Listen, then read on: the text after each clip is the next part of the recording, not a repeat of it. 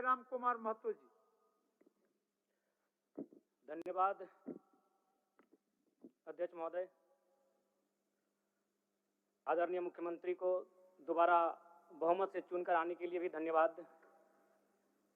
माननीय वित्त मंत्री के द्वारा अनुपूरक बजट, द्वितीय अनुपूरक बजट जो 4,833 करोड़ 39 लाख लाया गया है, जबकि यही सरकार ठीक कुछ दिन पूर्व प्रथम अनुपूरक बजट माफ कीजिएगा प्रथम अनुपूरक बजट 4,833 करोड़ 39 लाख का लाया गया था, और आज पुनः द्वितीय अनुपूरक बजट जो कि 11,697 करोड़ 45 लाख की राशि लेकर आए हैं। तो महोदय, जब पूर्व में हमारे पास जो निर्धारित राशि होती है और उन राशि को अगर हम खर्च नहीं कर पाते हैं, तो फिर ऐसे बजट का एक दिशा का होना और राज्य की दिशा का अलग होना कहीं ना कहीं, महोदय, बजट की सार्थकता तभी आम व्यक्ति को समझ में आएगी जब एक गांव का सबसे गरीब व्यक्ति, गंगवा की पत्नी गंगिया, अपनी गठरी में बाजार के बजट को रख पाएगी। आज तमाम माननीयों ने, हमने भी सोचा था कि पक्ष की तरफ से विषय को रखा जाएगा, विपक्ष वाले तर्क को प्रस्तुत करेंगे, और इसी बीच मैं एक नया नवेला युवा सीखने का कार्य करूंगा। लेकिन मैक्सिमम समय इन्होंने दिशाहीन मुद्दों पे रखा।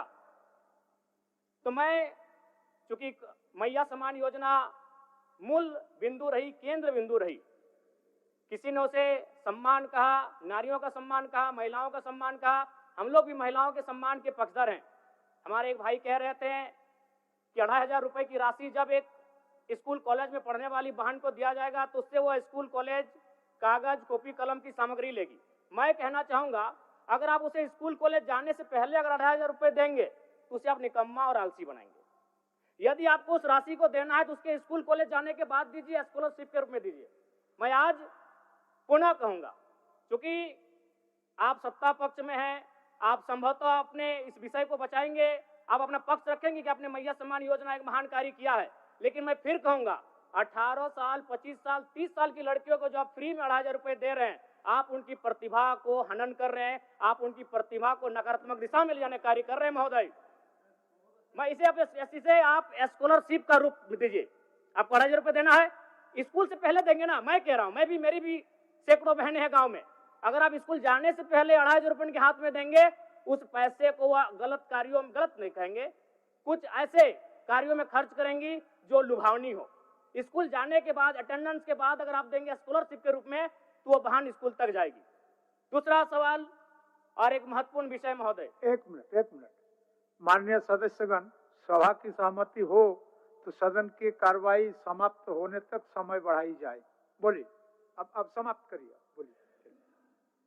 महोदय, यदि वास्तव में मैया सम्मान की राशि 2,500 रुपए सम्मान है, तो मैं चाहूंगा हम लोग एक सार्थक दिशा में बढ़िया। महोदय, आज जितने भी माननीय हैं उनको बस की सुविधा दी जाए, जितने भी माननीय हैं अपने घर से ट्रेन की सुविधा से सदन आए, जितने भी माननीय हैं वो अपना टीए भत्ता का त्याग करे, जितने भी माननीय हैं यह जांच हो कि उनके बच्चे सरकारी स्कूलों में पढ़ते हैं या गैर सरकारी स्कूलों में पढ़ते हैं, निजी स्कूलों में पढ़ते हैं, इस विषय का भी जांच हो। अगर उसमें अगर कसौटी में उतरते हैं, हम कहेंगे ये मैया सम्मान योजना है, और नहीं तो इसे केवल और केवल जिस सपने के साथ ये राज्य अलग हुआ था वो सपना कहीं ना कहीं अधूरा होगा। महोदय, 2,500 रुपया सम्मान की कसौटी नहीं होगा।